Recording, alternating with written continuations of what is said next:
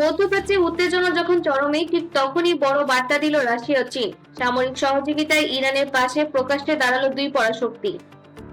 তাহলে কি আমেরিকার বিপরীতে তৈরি হচ্ছে নতুন শক্তিশালী জোট? ইরান দীর্ঘদিন ধরে পশ্চিমা নিষেধাজ্ঞার মুখে রয়েছে। বিশেষ করে যুক্তরাষ্ট্রের সাবেক প্রেসিডেন্ট ডোনাল্ড ট্রাম্পের প্রশাসন সময় থেকেই চাপ আরো বেড়েছে। অন্যদিকে ইউক্রেনের যুদ্ধের কারণে রাশিয়া ও পশ্চিমা বিশ্বের কঠোর নিষেধাজ্ঞার শিকার। এই প্রেক্ষাপটে রাশিয়া ও চীন ধীরে ধীরে ইরানের সাথে সামরিক ও কৌশলগত সম্পর্ক জোরদার করেছে। সম্প্রতি যৌথ নৌমহড়া, সামরিক প্রযুক্তি সহযোগিতা এবং ড্রোন ও ক্ষেপণাস্ত্র প্রযুক্তির বিনিময়ে আন্তর্জাতিক বিশ্লেষকদের নজর কাড়াচ্ছে। বিশেষজ্ঞরা বলছেন এটি কেবল প্রতিরক্ষা সহযোগিতা নয়, বরং একটি কৌশলগত বার্তা। মধ্যপ্রাচ্যে যুক্তরাষ্ট্রের সবচেয়ে ঘনিষ্ঠ মিত্র হলো ইসরায়েল ও সৌদি আরব। যদি ইরানের পাশে রাশিয়া ও চীন দৃঢ়ভাবে অবস্থান নেয়, তাহলে পুরো অঞ্চলে শক্তির ভারসাম্য বদলে যেতে পারে।